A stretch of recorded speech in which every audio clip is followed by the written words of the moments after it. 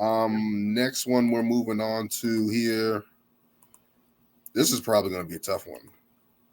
Chris Jericho versus Randy Orton. I forgot about this one. I thought about this one for a long ass time. I don't even have an answer.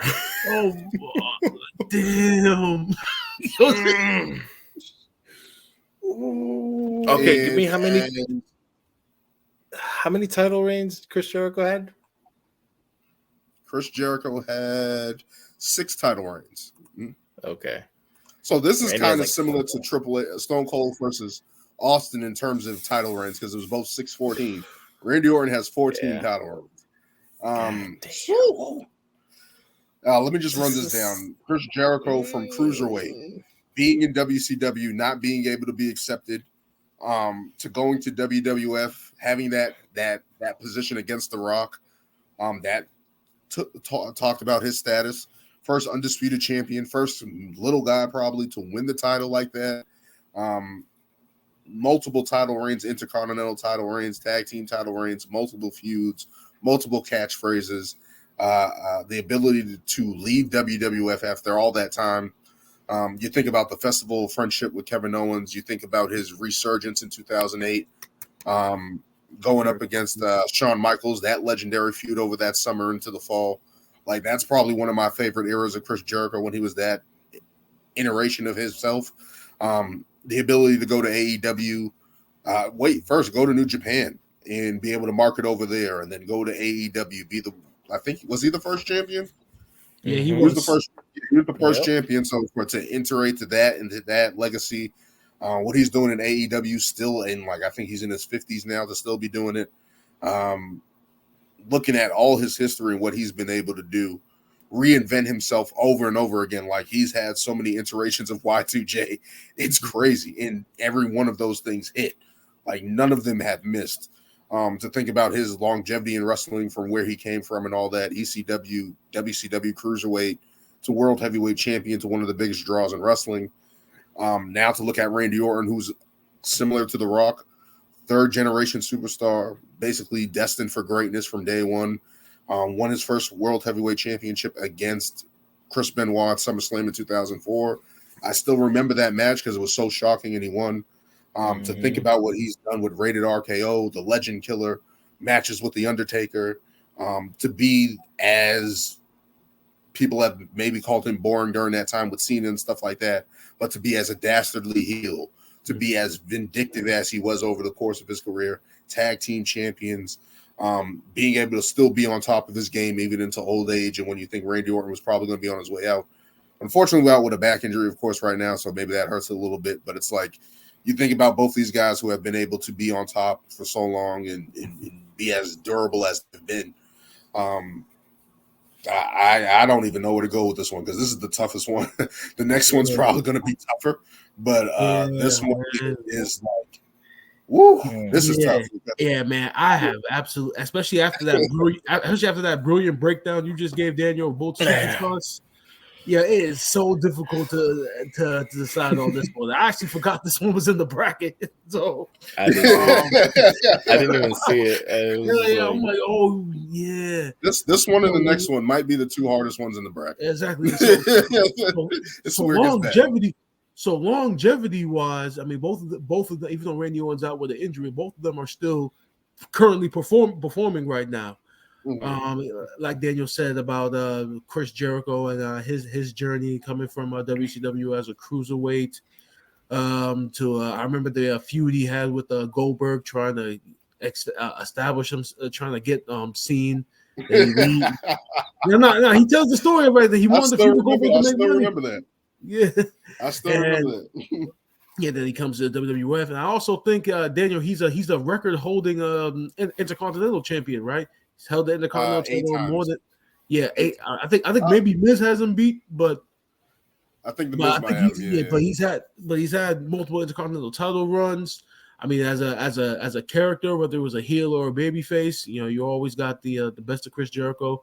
As we said during our very first podcast, he was one of my favorites. Every time he came out and did the pose, I would get up and do do the Jericho pose. Chris, yeah. So and to see, and as also Daniel said, I mean, the way he's able to constantly reinvent himself year after year or decade after decade, and still be the same Chris Jericho. I mean, well, you got Lionheart Chris Jericho, you got the Painmaker Chris Jericho from New Japan. You got he's got so many names in AEW. I mean, he's Le Champion. He's the demo guy. Champion. He's the Ocho because he won the Ring of Honor World Championship. So I mean, Chris Jericho. I mean, I like I said before, I think he's a guy who, when you look at top 10 lists, people don't give him the respect that he deserves for just the longevity of his career and the ability to stay relevant. But then you look at Randy Orton. I mean, just in ring wise, let me start. I mean, he's so smooth in the ring.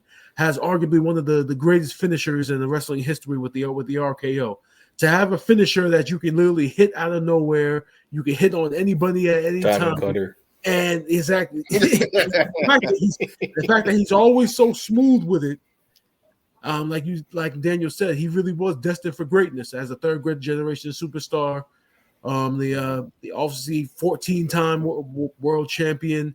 Some of his feuds, especially one with the Undertaker, and as much as we despise the feud he had with Bray Wyatt, you got to say that's probably you got to say it was Bray Wyatt's history. The one time where he in the ring where he looked good was with Randy Orton. But it's been so long since we saw Bray Wyatt, so I don't exactly. Know I don't even know what to say. Bring back the Fiend. Yeah. But this is a tough one. But I really do think this is one where you can't go wrong with either guy, because you can literally make a concrete argument for either one of them. But if I have to pick one, I gotta go Jericho. Oh, this hurts so bad. I gotta go Jericho. You guys suck. I need to start going first because you guys start giving all these breakdowns and I have nothing left to say. The fact that he's a next one you can go for. I gotta go the next one you can go for. No, yeah, Randy is probably like even right now still one of the coolest, slickest, probably most crisp in the ring wrestlers today at his age. Like this fucking what's it called? What is it? Why am I spacing on the move? The power slam. He throws him off the ropes and he does like the snap. Power slam. Yeah, power slam. Yeah. That is probably one of the cleanest moves that he does. The DDT, the RKO, the DDT off the ropes. This man was synonymous with the punting people in the head, punting legends in the head. I will never forget when he spit the biggest loogie in Mick Foley's face, and I was like, "God damn, this man is horrible." Like that, I've never thought somebody was so evil than Randy Orton. He had a couple movies because he spit in Triple H's face as well. Yeah. Didn't he punt? He punted Stephanie when she was when he was handcuffed, right? Oh no, he RKO'd her, and then while she was unconscious, like he kissed her in front of Triple H. Yeah, I remember that. Man, conniving ultimate heel, deserves the name the Viper. And he's been positioned as this top guy from the beginning. So Randy is literally one of the top ones in my book. But then here comes Chris Jericho. And Chris Jericho, and to me, honestly, he's iconic as well. Like to this day, I still don't know what the Ayatollah of rock and roll even means, but it sounds cool to fucking say. Exactly. Neither do I. Like I said, it sounds good. Like you said, but it sounds good. It's fucking like this man has had so many matches, been all over the world. Literally was the first person I ever saw with both titles in hand. And you wouldn't even think like this guy like is on top tier with like Rock and Stone Cold and still going to this day. And to think he was still doing the great, the list or just like, comes up with some of the best stuff that you'll ever hear. And you're like, how is he getting these things over? The man got a clipboard more over than the whole damn roster. The fucking the damn clipboard was more over than the entire roster. That's how crazy it was. Oh my god. Oh my god. And then, intros as well, like, the countdown to the millennia, like still synonymous today. And you're like, what? And he even talks coming out with the fucking ponytail. He's like, I just wanted to come out with like the dumbest look or whatever. And it's just like, and gets it over. Yeah. And gets it over. And the fact that he's been able to reinvent himself so many times and then go to New Japan and then, the Painmaker and what he's doing in AEW, Le Champion, let me get a bit of the bubbly, like that shirt sold out in like seconds. Like, so yeah, I'm for sure you're gonna have to go Chris Jericho. Just creativity, iconic, and the man has more finishers too. I think he has Lion Tamer, the fucking Code Breaker. It's a Code Breaker. Right now it's what's it called in AEW? The elbow. Judas elbow. Judas effect. So yeah. I don't want this to be a clean sweep because how easy it sounds, right? Like we're all picking Chris Jericho on this one. But it's like Randy Orton is that guy. Like oh yeah. You couldn't beat Randy Orton. Like you couldn't beat Randy Orton if you tried, all right? Like his smoothness with everything. Like we couldn't beat Randy Orton if we tried. We couldn't be a legend killer. We couldn't be as cool as him. Like to think about that. Like The Rock, we can all raise the eyebrow. With Stone Cold Steve Austin, we can all say hell yeah. We can all cuss out people. We can all cuss out our bosses. We can all be assholes, whatever the case may be.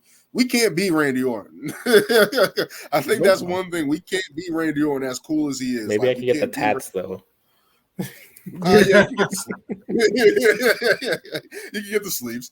But yeah, I'm gonna go Chris Jericho on this as well, which is crazy to think about it when you really think about it, and just it speaks to the character of Chris Jericho and how versatile he is.